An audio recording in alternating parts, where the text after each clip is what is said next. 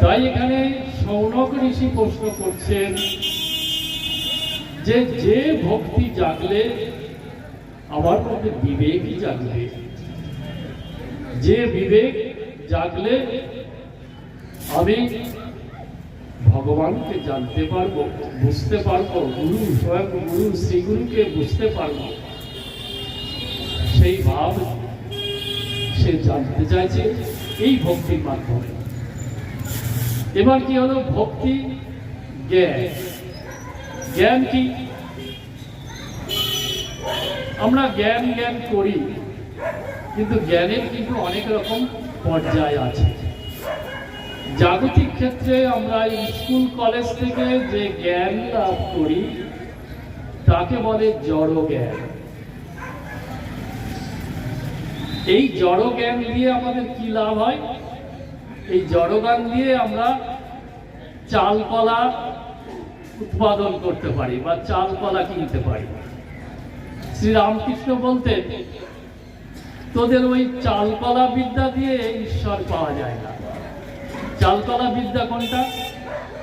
না, school college ইউনিভার্সিটিতে যে বিদ্যা দান করা হয়, বা যদি ওটা দান করা নয় আমাদের কিনে নিতে হয়। মাস্টারমশাইয়ের কাছে গেলে সে মাইনা নেয়। স্কুলে এখন যদিও মাইনা তুলে দিয়েছে, কিন্তু কলেজে এখনো মাইনা আছে সম্ভবত। তা এই যে জগতের বিদ্যা, জড় বিদ্যা, এই বিদ্যা কিনে নিতে হয়। তাই এই বিদ্যা দিয়ে চালকলা হয়, বাড়ি গাড়ি টাকা পয়সা এইসব হয়, কিন্তু সুখ হয়, শান্তি হয় না, দুঃখ দূর হয় না। তবে এই বিদ্যাটারও প্রয়োজন আছে। কেন এই বিদ্যা, এটাকে অবিদ্যা বলা হয়। এই অবিদ্যা যদি লাভ করা না যায় তবে মনের বিকাশ হয় না, বুদ্ধির বিকাশ হয় না, আধ্যাত্মিক জিনিসও বুঝতে পারা যায় না। তাই উপনিষদে, উপনিষদের 9ম শ্লোকে খুব সুন্দর একটি কথা বলা আছে, যে কেবলমাত্র অবিদ্যার উপাসনা করে সে ঘোরতর অন্ধকারে প্রবেশ করে। অর্থাৎ স্কুল কলেজের বিদ্যা নিয়েই যদি সে সারা জীবন থাকে, সে ঘোরতর অন্ধকারে প্রবেশ করে। কিরকম? অর্থাৎ কলেজে পড়াশোনা করলো, ইউনিভার্সিটি পাস করলো, একটা চাকরি পেল, চাকরি পাওয়ার পর বিয়ে করলো, বিয়ে করার পর বাচ্চা হলো, এইভাবে ক্রমে ক্রমে মায়ার গর্ভে প্রবেশ করে যায়। এই মায়ার গর্ভই হলো ঘোরতর অন্ধকারময় জায়গা। এবার কি বললেন? যে যে কেবলমাত্র অবিদ্যার উপাসনা করে সে ঘোরতর অন্ধকারে প্রবেশ করে, আর যে কেবলমাত্র অবিদ্যাকে বাদ দিয়ে কেবলমাত্র বিদ্যার উপাসনা করে সে অধিকতর ঘোরতর অন্ধকারে প্রবেশ করে। অর্থাৎ স্কুল কলেজ ইউনিভার্সিটির পড়াশোনা বাদ দিয়ে কেউ যদি প্রথম থেকেই আধ্যাত্মিক রাস্তায় নেমে যায়, সে একটা জায়গায় এসে আর উন্নতি করতে পারে না।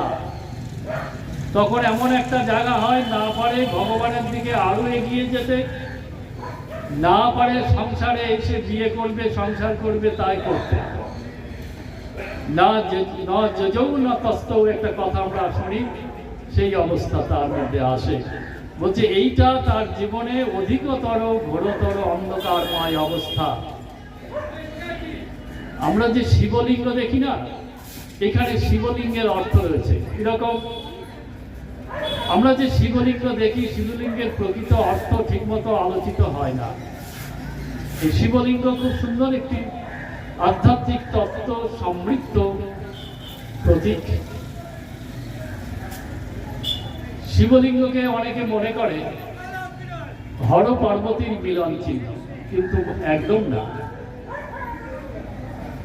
কেননা আমরা জানি স্বামী স্ত্রীর সংযোগে লিঙ্গ দর্শন সম্ভব নয়। আর এখানে যে আমরা লিঙ্গ দর্শন করি, একটা জনিকে ভেদ করে লিঙ্গ আকাশের উপরে উঠে এসেছে, অর্থাৎ উপরে উঠে এসেছে। বাস্তবে এই দৃশ্য কখনো সম্ভব নয়, মনে মনে চিন্তা করে দেখলেন আপনারা বুঝতে পারেন। এখানে সংক্ষেপে বলা হলো এই যে অবিদ্যা,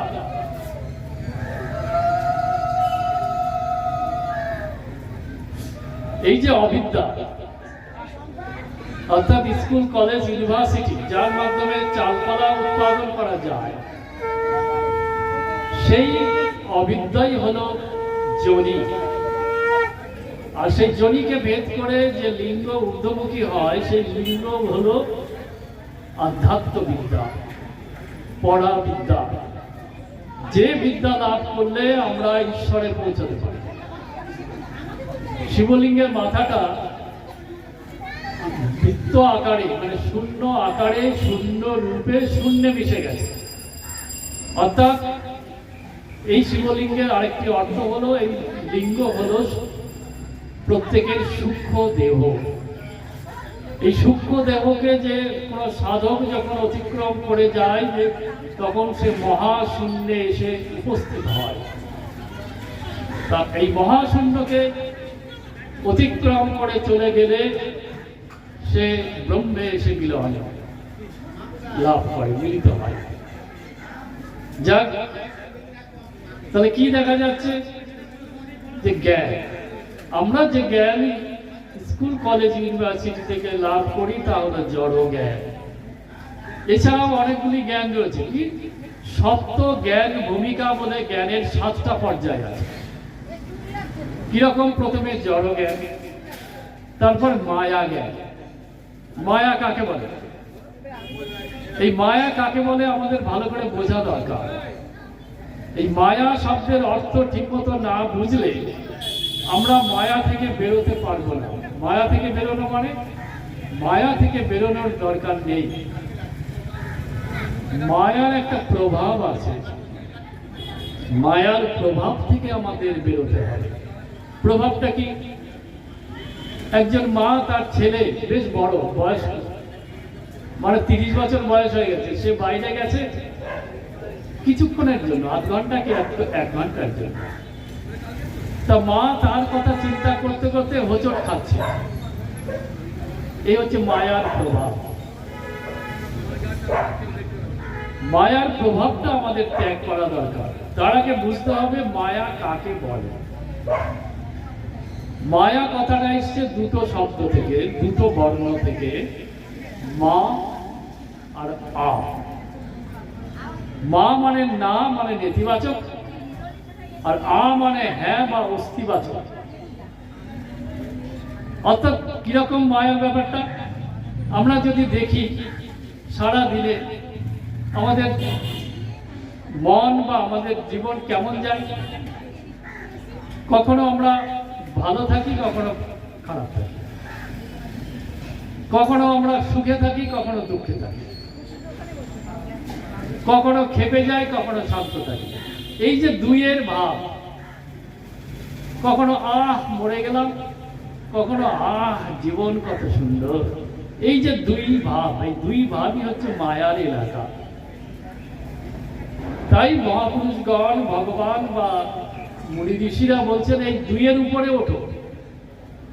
অর্থাৎ দুঃখ এলেও যেন তোমাকে কষ্ট না দেয়, সুখ এলেও তোমাকে যাতে এমন ভাব তৈরি না করে তুমি লাফালাফি করলে, বিহবল হয়ে গেলে। এই হচ্ছে মায়া। এই মায়া বোঝাতে গিয়ে একটা সুন্দর গল্প আছে, গল্পটা ভালো করে শোনো, খুব কাজে লাগে। একদিন স্বয়ং ভগবান শ্রীকৃষ্ণ অর্জুনকে নিয়ে বনে বনে ঘুরে বেড়াচ্ছে।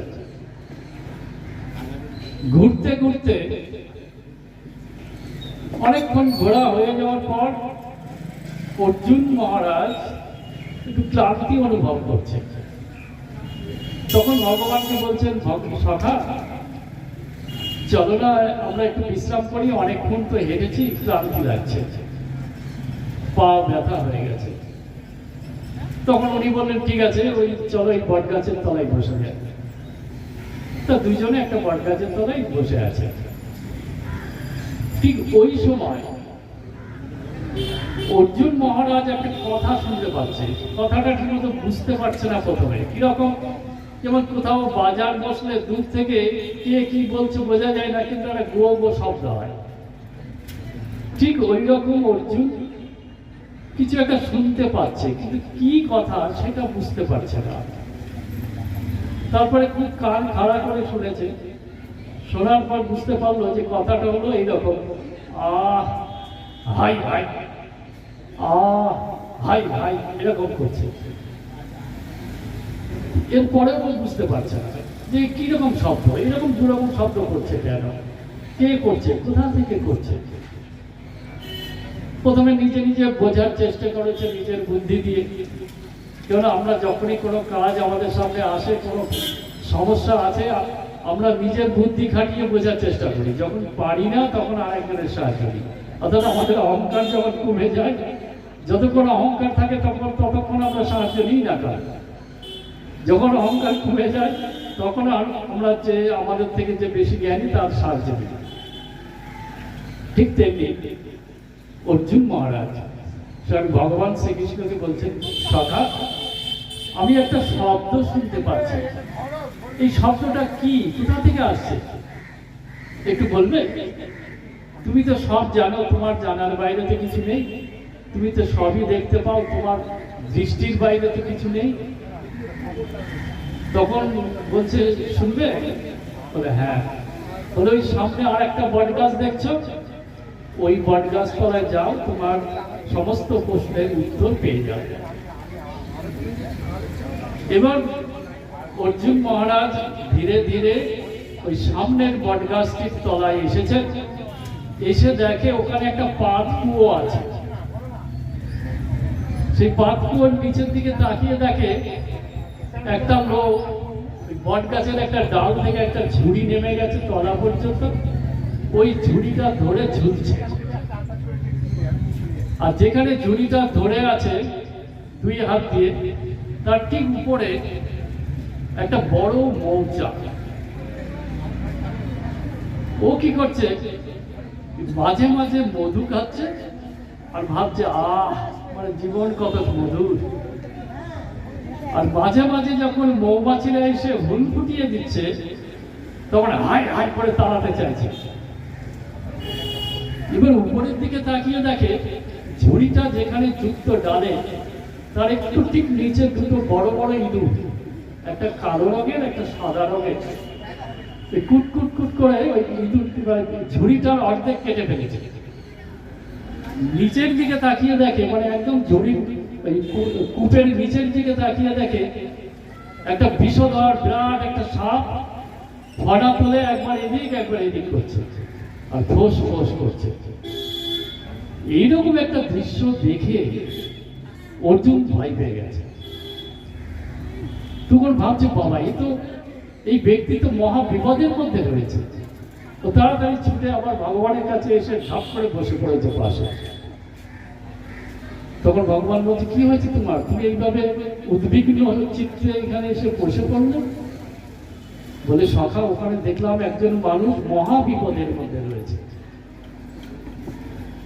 তখন উনি তিরস্কার করলেন, কি বলো, একটা মানুষকে মহা বিপদের মধ্যে দেখে তুমি না তুলে তুমি চলে এলে এখানে নিজে বাঁচার জন্য? এত স্বার্থপর কেন? তুমি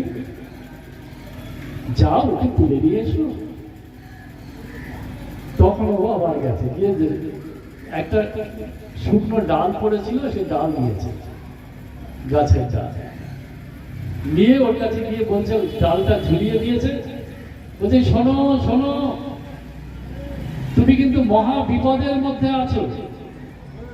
উপরের ঝুড়িটার অর্ধেক কেটে ফেলেছে, ঝুড়িটা কাটা হয়ে গেলে তুমি ওই সাপের ঘাড়িকে পড়বে নিচে, আর তোমাকে এক ছবলে ছবি করে দেবে। এই কথা শুনে ও কোনো সাড়া দিচ্ছে না, ও ওই মধু কাটছে আর যে করে হুল ফুটিয়ে দিচ্ছে, হাই হাই করে তাড়াচ্ছে। এইবার অনেকক্ষণ ডাকাডাকির পর তখন আস্তে করে উপর দিকে মুখটা তুলেছে, তুলে বলছে, এই বিরক্ত বাগিস, তুমি কেন আমাকে বিরক্ত করছো বলো তো? আমি তো এখানে ঠিক ভালো আছি, কি সুন্দর মধু খাচ্ছি। হ্যাঁ, মাঝে মাঝে একটু জ্বালা যন্ত্রণা ভোগ করতে হচ্ছে, তাতে তোমার কি? তুমি তো ভালো আছো, যাও না, এখান থেকে যাও না। ওকে তাড়িয়ে দিয়েছে।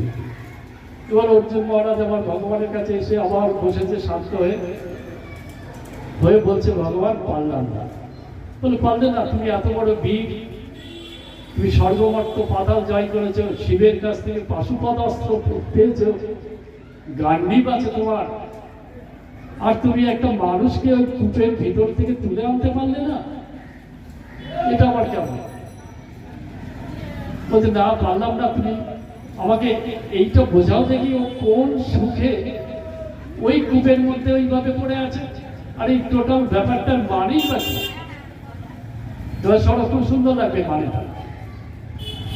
তখন ভগবান বলছেন, ওই যে পাতকুয়ো দেখছো, ওইটা হচ্ছে সংসার। আর ওই যে ঝুড়িটা দেখছো, ঝুড়িটা হচ্ছে ওরা আয়ু। আর ইঁদুর, কালো ইঁদুর হচ্ছে রাত, সাদা ইঁদুর হচ্ছে দিন। ওর জীবন থেকে, ওর আয়ু থেকে প্রতিদিন একটা করে দিন, একটা করে রাত শেষ হয়ে যাচ্ছে। তাই দেখানো যাচ্ছে যে ঝুড়িটা অর্ধেক কাটা হয়ে গেছে, অর্থাৎ ওর অর্ধেক জীবন শেষ। আর ওই যে মৌচাক দেখছো, মৌচাকটা হচ্ছে বিষয়। সাধারণভাবে বলতে গেলে বিষয় সম্পত্তি থেকে তো আমরা মধু ভাবি না। কারণ একটা বাড়ি হলে, একটা বাড়ি আছে, আর একটা বাড়ি হলে কি আনন্দ। কেউ কোনো ছেলে বা মেয়ে চাকরি পেলে কি আনন্দ, কিংবা স্বামীর পদোন্নতি হলে 1 লক্ষ টাকা মাইনে ছিল 2 লক্ষ টাকা হয়েছে, কত কি আনন্দ, তখন মন খুশিতে ভরে যায়। এগুলো হচ্ছে মৌমাছি, ওই মধু খাওয়া, মানে মৌচাকের থেকে মধু খাওয়া। আর মাঝে মাঝে যখন রোগ হয়, ভোগ হয়, কোনো আত্মীয় বিয়োগ হয়, কোনো বাড়ি থেকে মারা যায়, কিংবা কোনো বিপদ আসে, কোনো অ্যাক্সিডেন্ট হয়, ওইটা হচ্ছে মৌমাছির হুল ফুটিয়ে দেওয়া। তখন আমরা আর পারি না, কষ্টে বলি হাই হাই এবার চলে যায়, এই কষ্ট আমরা সহ্য করতে পারছি না। তখন বলছি, সাপটা তাহলে কি মানে? সাপের কি মানে? সাপটা ওখানে কেন আছে? বলছে, সাপ হলো মহাকাল। উপরের আয়ু শেষ হবে, আয়ু শেষ হবে, ওই মহাকালে গিয়ে বেরিয়ে হয়ে যাবে। এই হচ্ছে সংসার, এই হচ্ছে মায়া। অর্থাৎ এই যে কখনো আহ আর কখনো উহ, এই দুয়ের মধ্যে থাকাই হচ্ছে মায়ার মধ্যে থাকা। আমরা যদি গীতা পড়ি, আমরা যারা গীতা পড়েছি জানি যে গীতায় বারবার উনি বলছেন সমত্ব বুদ্ধি আনতে হবে। সমত্ব বুদ্ধি, সমবুদ্ধি। কিরকম সমবুদ্ধি? সবকিছুকে সমান দেখতে বলছে। সবকিছু সমান মানে কি? ধরো এখানে যারা বসে আছে, প্রত্যেকে তো আলাদা আলাদা চেয়ার, সমান হবে কি করে? প্রত্যেকে আলাদা আলাদা রঙের শাড়ি পরেছে, কিংবা আলাদা ডিজাইনের ইয়ে পরেছে। বা মানুষ আছে যারা, পুরুষ আছে যারা, কেউ কালো রঙের পোশাক পছন্দ করে, কেউ লাল পোশাক পছন্দ করে, কেউ হলুদ পোশাক পছন্দ করে। তা কি করে সমান দেখবে? হ্যাঁ, সমান কিভাবে দেখতে বলছেন? ধরো সকালবেলা এক ভদ্রলোক হাত মুখ ধুয়ে চা খেতে বসেছে। এবার চা খেতে খেতে হঠাৎ একজন এলো তার কাছে। এবার যে ভদ্রলোক তার কাছে এসেছে তাকে তার পছন্দ হয় না। অনেকে বলে যে সকালবেলায় এর মুখ দেখতে হলো, সারাদিন যে কি যাবে তার ঠিক নেই। তার মানে কি ভিতরটা চেঞ্জ হয়ে গেছে। যে ভাব নিয়ে সে চা খাচ্ছিল, মনের যে ভাব নিয়ে সে চা পান করছিল, সেই ভাবটা তখন নষ্ট হয়ে গেছে। মানে একটা বিষাদ চলে এসছে, বিষাদ ভাব চলে এসছে। যা ও একটা কাজে এসেছিল, তার কাছ থেকে কাজ মিটিয়ে চলে গেল। কিছুক্ষণ পরে ওই ভদ্রলোকের একজন প্রিয় বন্ধু এনে, সেই বন্ধুকে দেখা মাত্র বাবা মনটা উৎফুল্ল হয়ে গেল। আরে আয় আয়, কতদিন পরে এলি, বস বস, কি খাবি বল, এ খাবি বল। তাহলে কি ভাব আবার পরিবর্তন হয়ে গেল। তখন ছিল বিষাদ ভাব, এখন হলো খুশির ভাব। এই যে কখনো এই ভাবের পরিবর্তন হচ্ছে মাঝে মাঝে, এটাই হচ্ছে বলছে বৈষম্য। এবার যেই আসুক, কাপুরুষ আসুক আর মহাপুরুষ আসুক তোমার সামনে বা আমাদের সামনে, আমাদের অন্তরের ভাবের যদি কোনো পরিবর্তন না হয়, একই থাকে। কিরকম? ইসিজি গ্রাফ দেখেছো? ওঠানামা করে, ওঠানামা করলে ভালো, মানে স্বাস্থ্য ভালো আছে। যখন সোজা হয়ে যায় একদম বই খুলতে চলে গেছে, ঠিক বই খুলতে হোক, স্বর্গে হোক, চলে গেছে। আমাদের সাম্য অবস্থা বলছে ওই ইসিজি গ্রাফের ওই স্ট্রেট লাইনের মতো হওয়া দরকার। অর্থাৎ ভাবের কোনো পরিবর্তন হবে না, তবেই তার মধ্যে সর্বদা আনন্দ থাকবে, তবেই সর্বদা তার মধ্যে সাম্য ভাব থাকবে, তবেই সে শিব হতে পারবে।